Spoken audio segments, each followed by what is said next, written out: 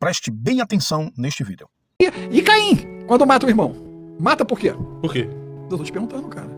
Foi porque Deus havia recebido a oferta de Abel e não recebeu de Caim. Rapaz, olha só. Foi ciúmes, inveja? Foi ciúme, foi inveja. Olha só. O senhor pergunta Raciocina. sua filha. Não, vamos lá. Raciocina o texto. Raciocina o texto. Raciocinar o texto aqui seria levar em conta elementos do texto que fundamente o argumento que você quer apresentar. Quais são os elementos no texto que embasam aquilo que você quer apresentar? O texto, de fato, apresenta tais evidências?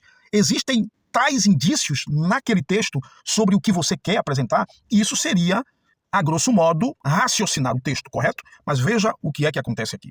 Olha só, você tem Caim como sumo sacerdote pós-Éden, sim ou não? Sumo sacerdote, pastor Carlos? Sim Ele é o primogênito, pós-Éden. Então o sumo sacerdote era quem? Ele. Cara, o negócio é grave, né? Aí ele tem a ideia de sacrifício. Olha, ele tem a ideia do sacrifício.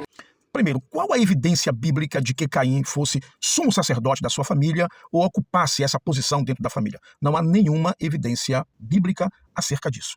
Geralmente, quem assumia o sacerdócio de uma casa era o pai de família. Então, estando Adão vivo nesse tempo, ele seria o que chamaríamos de sacerdote. O argumento de que ele é o primogênito não garante essa posição dentro da família. Não há nenhuma evidência, nem no Antigo Testamento, nem no Novo Testamento, de que Caim exercesse qualquer função sacerdotal dentro da sua casa.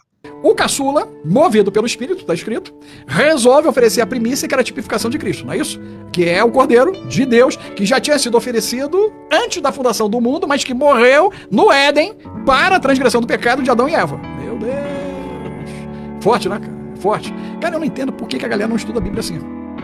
O cordeiro que foi oferecido antes da fundação do mundo, mas que morreu no Éden, não há nenhuma fundamentação bíblica para isso. O cordeiro de Deus, Jesus Cristo, morreu no tempo determinado por Deus, conforme diz Gálatas capítulo 4, versículo 4. Não há nenhum sacrifício feito no Éden para a remissão do pecado de Adão e Eva. Todo o sacrifício que tinha que ser feito, foi feito por Jesus Cristo, por promessa que Deus fez lá no Éden, em Gênesis capítulo 3, versículo 15. É de se admirar que ele mesmo faz esse tipo de revelação esdrúxula e depois diz, meu Deus, ele mesmo está potencializando aquilo que ele considera uma grande descoberta. E ainda, para potencializar mais ainda, ele diz que por que ninguém estuda assim como ele, por que ninguém tem essa mente magnânima como ele acerca do texto? Só que essa descoberta nada mais é do que uma grande heresia. Então, show. Quem matou Jesus? O amor. Quem matou Jesus? Vamos lá. Léo, tu tava na EBD, cara. Quem matou Jesus, cara? Quem matou Jesus? O amor. Porque Deus amou o mundo de tal maneira que deu seu Filho unigênito. Isso. Então vamos lá, vamos raciocinar. Jesus é o Cordeiro de Deus, sim ou não? Sim. Ok.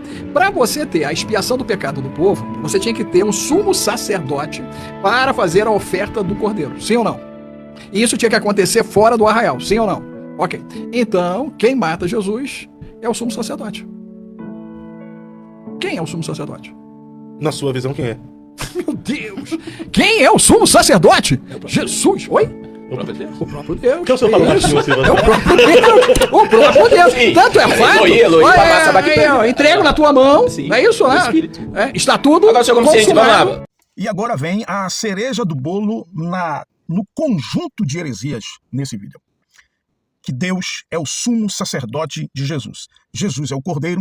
Deus, portanto, aí é o executor. Deus é quem sacrifica o cordeiro, assumindo o papel de sumo sacerdote. Nada mais herético do que isto. Hebreus, por várias vezes, afirma categoricamente que Jesus mesmo é o sumo sacerdote do seu próprio sacrifício.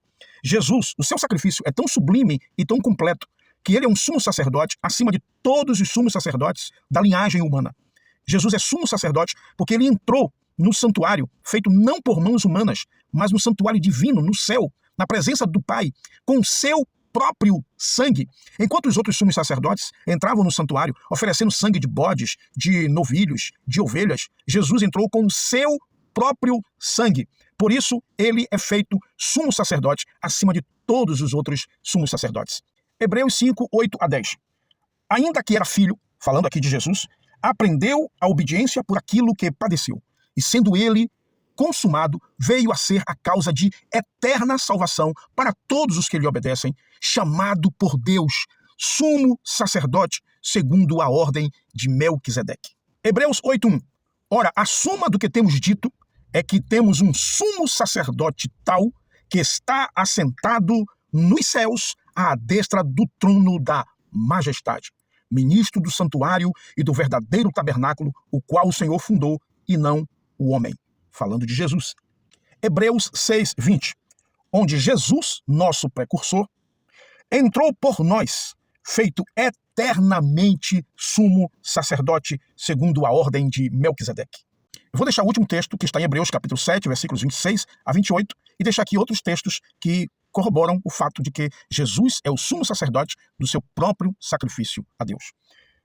Porque nos convinha tal sumo sacerdote, falando de Jesus, santo, inocente, imaculado, separado dos pecadores e feito mais sublime do que os céus, que não necessitasse, como os sumos sacerdotes, de oferecer cada dia sacrifícios, primeiramente por seus próprios pecados e depois pelos do povo, porque isso fez ele uma vez, oferecendo-se a si mesmo. Ele é o sumo sacerdote do seu próprio sacrifício. Porque a lei constitui sumos sacerdotes a homens fracos, mas a palavra do juramento, que veio depois da lei, constitui ao Filho perfeito para sempre.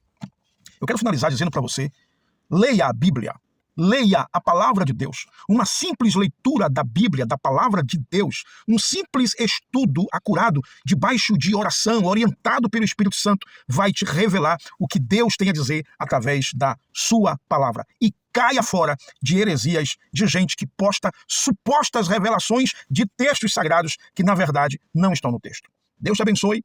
Até um próximo vídeo.